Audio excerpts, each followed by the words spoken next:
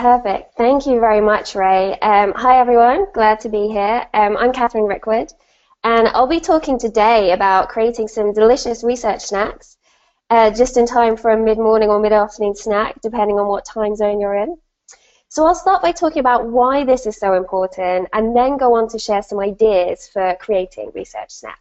So to start by discussing the very powerful need for easily digestible outputs, or what I like to call snackable outputs, what this really comes down to is the fact that everyone is crazy busy all the time. I'm sure you guys have this, but some of my friends are so busy that I have to book brunch in with them months in advance. We, of course, all regularly see this in consumers as well. Consumers are too busy to watch TV ads without looking at their phones. They're too busy trying to decide between all the options that they have when they go into a store. And these consumers therefore gravitate towards brands that offer them an easy route, brands that provide shortcuts to all the information that they need, and essentially brands that use kind of intuitive visual cues to make the whole consumer experience a flawless, magical journey for them. And this really isn't any different for our audience. So our audience who are consuming our research are also extremely busy and also use shortcuts to process the information that they're getting from us. So this is where heuristics become really relevant. Heuristics is a concept that I'm sure you're all very familiar with.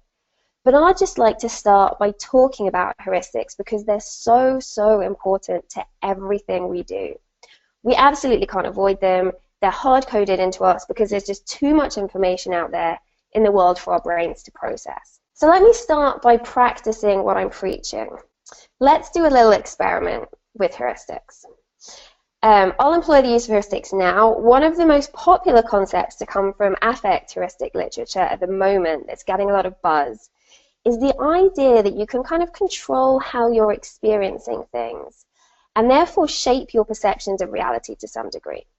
So one way we can leverage this idea is to summon a positive mood before presenting any information.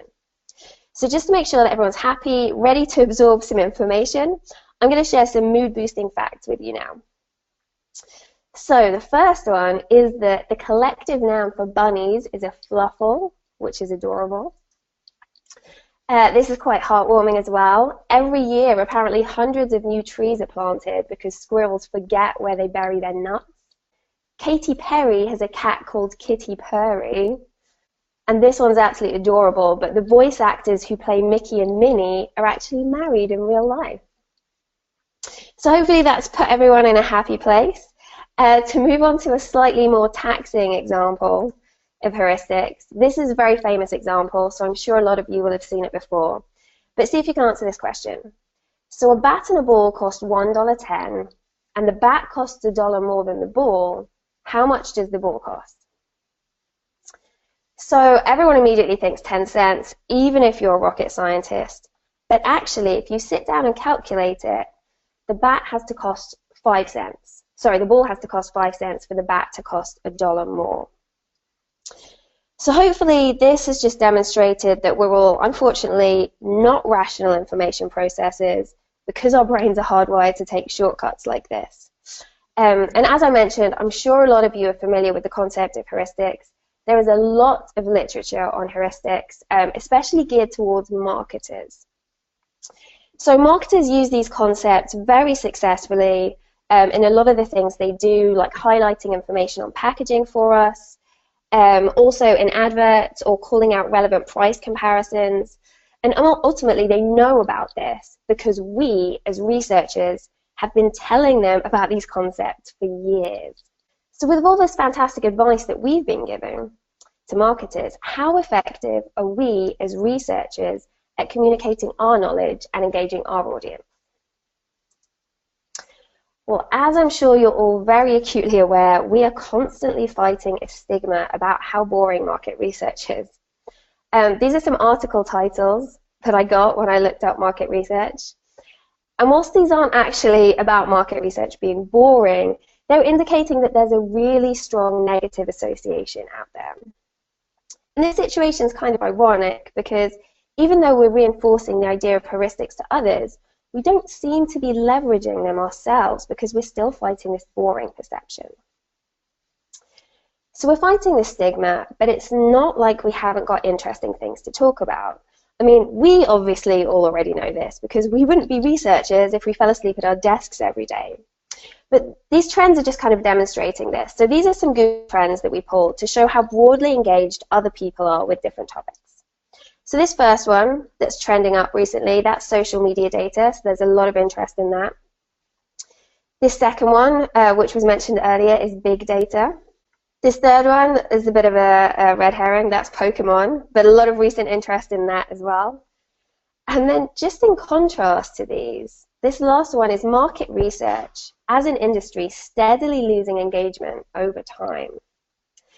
So this contrast is just kind of emphasizing that even though we have super engaging topics to talk about, the industry as a whole isn't necessarily engaging people in the same way. So what should we do about this? Well, one small improvement that we think we can make as an industry to build engagement is by changing the way we communicate. So we don't want long, irrelevant research reports that you have to dig through for hours to understand or interpret.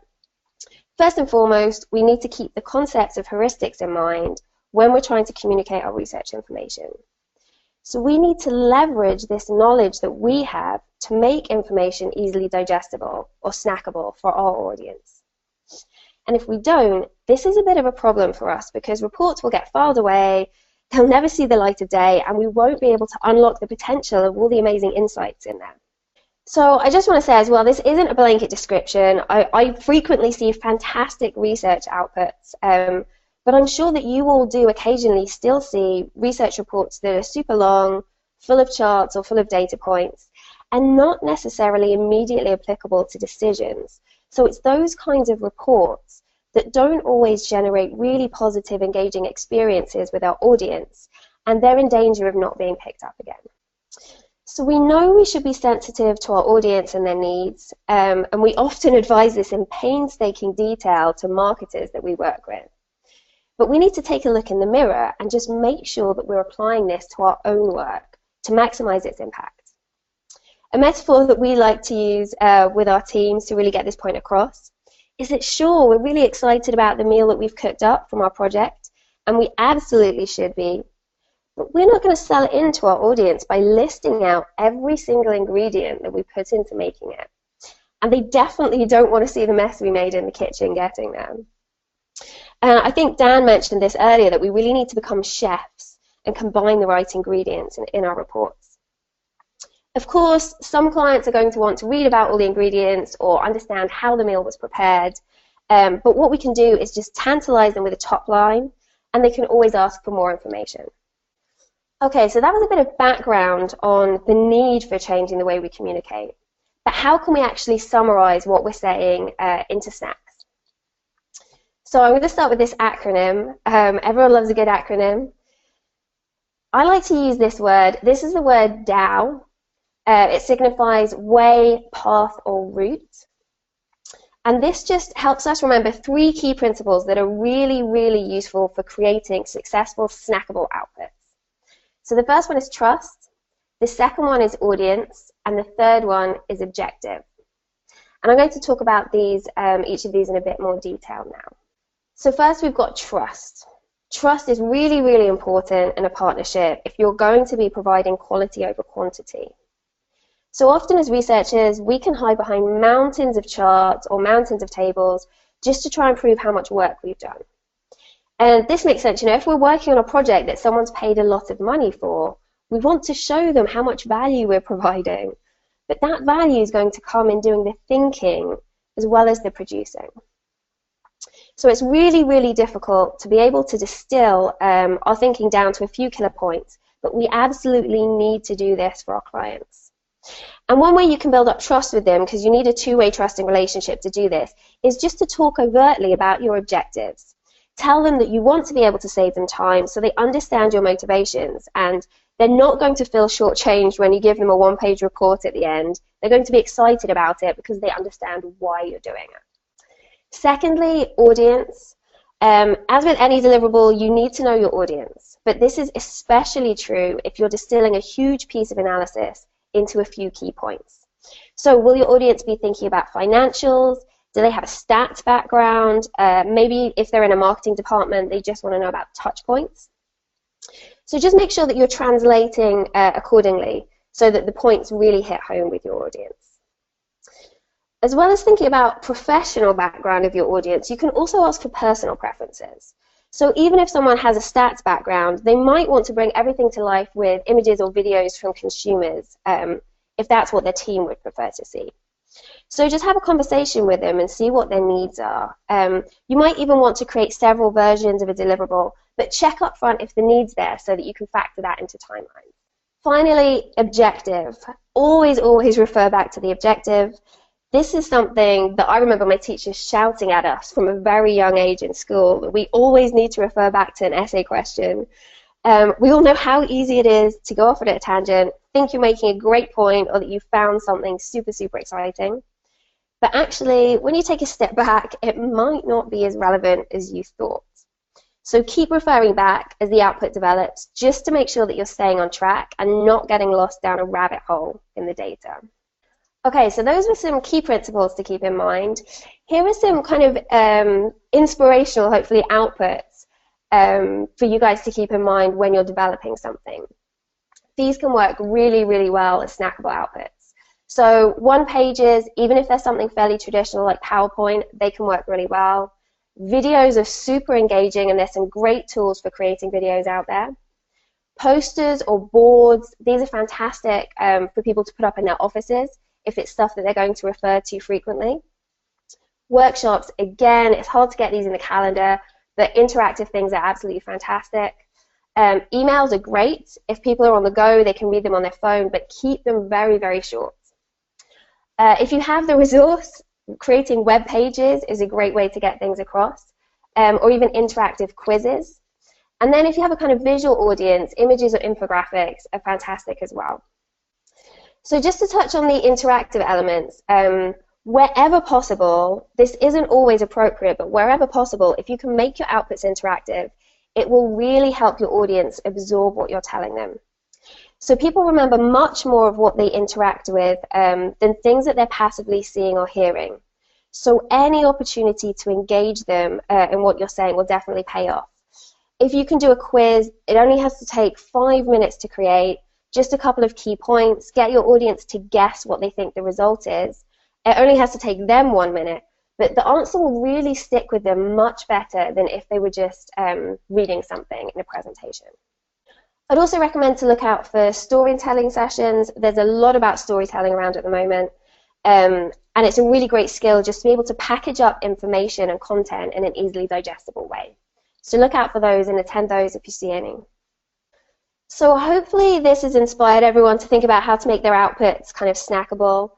I'll zoom over this because I think everyone's touched on bigger picture, but this is really, really important to the industry. Firstly, to make sure that we get into the boardroom. You know, it would be so terrible for all our hard work to be overlooked just because we didn't go that extra step to package it up the right way.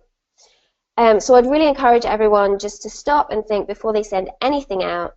Is this snackable? Is this going to be tasty and delicious to whoever is receiving it? The other thing, which, as I said, has already been mentioned, is automation. So with the looming threat of automation, it's really important that we evolve, as Reg said, to become more consultative. People don't want to pay for us to churn out charts. There's software that can do that. So we need to be playing this kind of research consulting role rather than just providing data points or charts. That's where our future is. So just one final thought to summarize. Ultimately, less is more, and we need to treat more meetings and more outputs as elevator pitches, to use a really cliche metaphor. Often the simplest explanation is the hardest one to give because it takes so much effort to get to it, but it's nearly always the most effective. And thank you very much. That's all from me.